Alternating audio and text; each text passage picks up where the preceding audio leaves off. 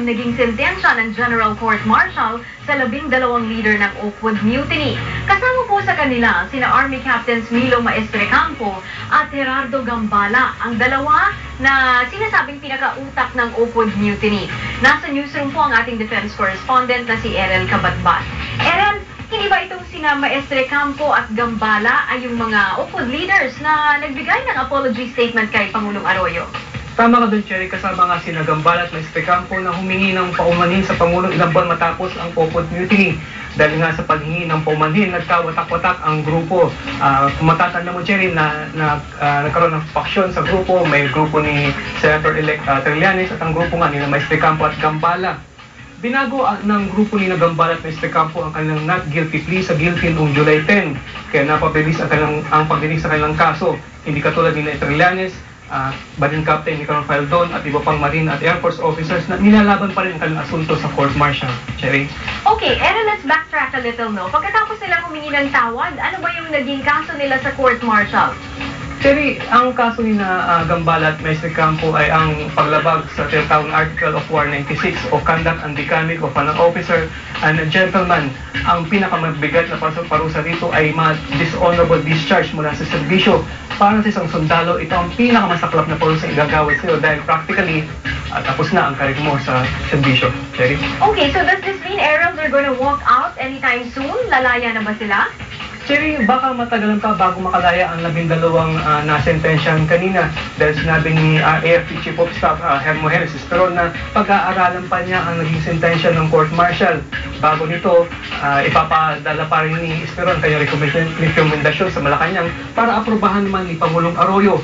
Magiging pinalamang ang sentensyang ito kung aproban nito ng Malacanang, pero kahit na may co-signal na Malacanang, may kinakarap na kasong kudita pa rin ang mga magdalo sa Makati Regional Trial Court na kung saan binigay ni Judge Oscar Pimentel ang custody sa mga akusado kay Esperon. Hanggat hindi nagbabago ang utos na ito ng korte, mananatili sa Army Detention Center ang mga magdalo kahit natanggal sila sa serbisyo. Cherry? Okay, maraming salamat sa iyo, Errol. Yan po ang big news ng ating defense correspondent, Erel Cabatbat. Mukha namang mapapalaban ang oposisyon sa Senado sa plano nilang buhayin ang Hello Garcia investigation. Ngayon pa lamang kasi kinukontra na po ito ng mga senador na gusto namang ibaon na ang nakaraan. At ito pong scandal na muntik nang magpabagsak sa Arroyo government. Nasa Maynila po ang ating political correspondent na si Sherry Ann Torres. Ayon kay Senador Lacson, the reason naman kung bakit niya gustong buhayin itong Hello Garcia scandal ay hindi para idiin muli ang Pangulo, kung hindi para imbestigahan kung bakit nakakapag-wiretap ang military at pangalawa, yung COMELEC din kung bakit hindi na parurusahan ang mga katulad ni Garciliano. Bakit hindi sang-ayon dyan ang mga administration senators? Cherry, base doon sa privilege speech kanina ni Senador Richard Gordon, sabi niya malaking violation daw ito doon sa Proclamation number 4200 o ito yung Anti-Wiretapping Act. Ayon sa kanya, kahit daw sabihin pa na napakalakas ng isang insidente o isang bintang o kaso, kung ito man ay gagamitin sa judiciary o judicial purpose o kaya ay sa legislative purpose o quasi-judicial purpose, hindi daw pwedeng gamitin ito lalo na kung ang material o basihan ay base sa isang wiretap conversation.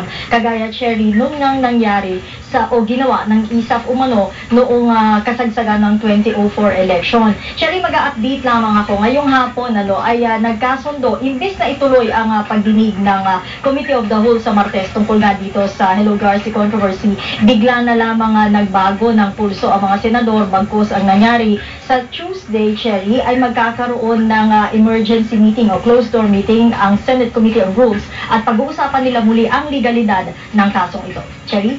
Okay, so now, we know where Senator Lacson stands. But how about the other opposition senators? Gaano rin ba sila kadeterminado na buhayin din itong Hello Garcia scandal? Cherry, kung iisa-isahin natin, halos masasabi mo na depende kung saang partido o kung saang grupo nakabahagi ang isang senador. Sabi kanina nitong sila Senate Minority Leader Aquilino Pimentel, gayon din sila Senador Gringo Onasan, at iba pang mga nakakausap natin gaya nila Senate President Pro Tempore Jingo Estrada. Sabi nila dapat daw talaga na magkaroon ng pagpapatuloy o reopening ang investigation na ito ito dahil nga daw walang conclusion o walang closure. Pero sa iba, kagaya nitong si Senador Joker Arroyo na taga-administrasyon o administration camp, sabi niya medyo may question daw kasi sa legality nga itong pag-uusap na ito. At para rin dito kay Senadora Miriam Santiago, wala nang dapat pag-usapan dahil number one, may question daw ang credibility nitong si Vidal Doble. Siya rin narito yung ating naging panayam kay Santiago, gayon din dito kay Vidal Doble. So this might be a witness for sale. Normally, that's what happens. His credibility becomes very low once he keeps on shifting from position to position in a criminal case. So this will become a question of credibility. Kapag labas mo ito, na kahit anong sabihin nila, na wala na akong pakialam doon. Basta ang importante na banggit ko ang totoo. Sherry? Okay, She, maraming salamat sa iyo. Ang ating pong senior political correspondent, Sherry Antores.